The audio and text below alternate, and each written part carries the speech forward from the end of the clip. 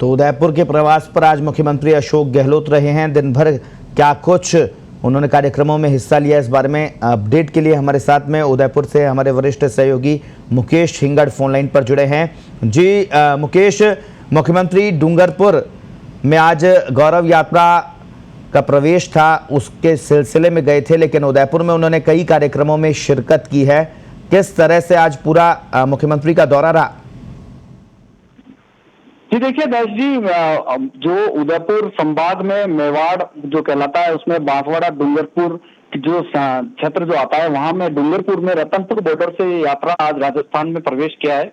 तो गुजरात से जो यात्रा रवाना हुई और मुख्यमंत्री अशोक गहलोत, पीसीसी चीफ गोविंद सिंह डोटासरा और अजय माकन जो प्रभारी हैं राजस्थान के, इन्होंने यात्रा का रतनपुर बॉर्डर पर स्वागत किया था। और उसके बाद गहलोत ने एक जनसभा को भी संबोधित किया, जिसमें जो माहौल था मौके का वो इस तरह का बयां कर रहा था जैसे विधानसभा चुनाव का 2023 का आगाज एक तरीके से हो गया हो। वैसे बड़ी बात यह है कि ये विधानसभा क्षेत्र जो डूंगरपुर का और बांसवाड़ा का है, आदिवासी बेल्ट है, तो यहाँ आदिवासियों को एक तरीके से कांग्रेस ने एक तरीके से अपनी तरफ आकर्षित करने का इस सभा में साफ तौर पर दिखाई दिया।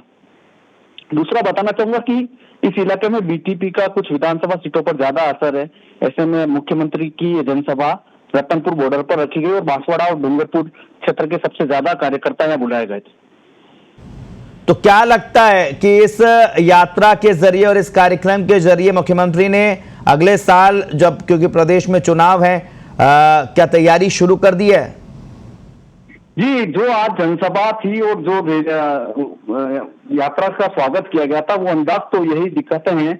जब भारतीय जनता पार्टी में उस समय लालकृष्ण यादवानी की यात्रा थी, तब इसी रतनपुर बॉर्डर पर उस समय स्वागत किया गया था और चुनावी आगाज था, उसी तरह का माहौल आज दिखने को मिला था। और कांग्रेस के राष्ट्रीय स्तर के और राजस्थान के तमाम नेता यहाँ थे और मेवाड़ जो संभाग है यहाँ के भी सारे नेता थे। 28 जो सीटें मेवाड़ में आती तो सारे लोग वहां जुटे थे, तो माहौल तो चुनावी रंग दिख रहा था। और उसी के बाद जब मुख्यमंत्री उदयपुर पहुंचे, तब यहाँ पर एक राष्ट्रीय स्तर का सम्मेलन करने की भी तैयारी दिखी, क्योंकि मेवाड़ की जो 28 सीटें हैं वो राजस्थान की राजनीति को काफी प्रभावित करती है। और मुख्यमंत्री का जो जिला कलेक्टर में मीटिंग थी वो भी कैंसिल की और जो कांग्रेस की कार्यक्रम जो तैयारी की जा रही उसमें वो जुटे और होटल का कुछ डायरेक्शन भी करने गए थे। जी, क्या लगता है, क्योंकि मेवाड़ संभाग भाजपा का गढ़ माना जाता है, कितना रेस्पॉन्स मेवाड़ की जनता आज देती नजर आई?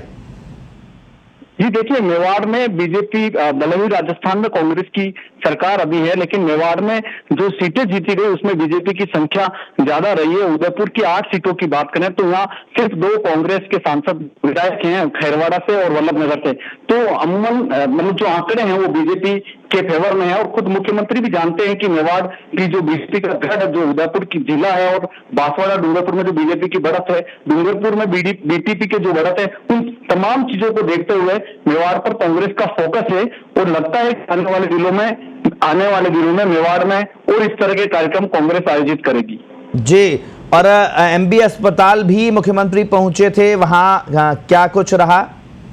जी देखिए, मैं बताना चाहूंगा, एमबी अस्पताल में मुख्यमंत्री 2 दिन पहले जाडोल रोड पर जो हादसा हुआ था उसमें 7 लोगों की मौत हुई। जो घायल थे उनसे मुख्यमंत्री मिलने गए थे, लेकिन साथ के साथ मुख्यमंत्री ने कई मरीजों से भी बातचीत की और उन्होंने उनकी सरकार और मुख्यमंत्री की जो योजनाएं हैं उनका लाभ मिल रहा है या नहीं मिल रहा है, इसका सारा फीडबैक लिया था। उसके बाद मुख्यमंत्री सीधे होटल चले गए थे। इससे पहले मुख्यमंत्री ने सर्किट हाउस में जन सुनवाई भी की, जहाँ काफी संख्या में लोगों की समस्याओं और ज्ञापन लेकर उनकी समस्याओं के समाधान के लिए अधिकारियों को निर्देश दिए थे। जी, और कांग्रेस प्रदेशाध्यक्ष और अजय माकन प्रभारी वो भी वहां पर थे, उनका क्या कुछ उन्होंने क्या कुछ उनकी प्रतिक्रिया रही? जी देखिए, प्रतिक्रिया तमाम नेताओं की, मुख्यमंत्री अशोक गहलोत से लेकर अजय माकन, गोविंद सिंह डोटासरा, जनसभा से लेकर सर्किट हाउस में मुलाकात, इन तमाम जो चीजें हुई उनमें सीधे तौर पर उन्होंने केंद्र में जो मोदी सरकार है उनको निशाने पर लिया था जनसभा में। इससे पहले एयरपोर्ट पर जब मीडिया से बात की तब भी उन्होंने मोदी सरकार को निशाने पर लिया था। और राजस्थान की भाजपा के उन नेताओं पर भी उन्होंने सवाल दागे थे कि जो करौली हिंसा को में विवाद को भड़काने में आगे रहे। तो मुख्यमंत्री ने सीधे तौर पर भाजपा को निशाने पर लिया है और इसका मैसेज उन्होंने दिल्ली तक देने की कोशिश की। बहुत बहुत शुक्रिया मुकेश, तमाम जानकारी के लिए। तो मुख्यमंत्री अशोक गहलोत आज उदयपुर में थे और उन्होंने यहाँ से आरएसएस पर हमला बोला। प्रधानमंत्री नरेंद्र मोदी को भी राष्ट्र के नाम संदेश देने की अपील की, क्योंकि उन्होंने कहा कि देश में सांप्रदायिक तनाव बढ़ रहा है। ऐसे में प्रधानमंत्री को राष्ट्र के नाम संबोधन में शांति की अपील करनी चाहिए और राज्यों को भी निर्देश देने चाहिए कि उपद्रवियों से कैसे निपटा जाए।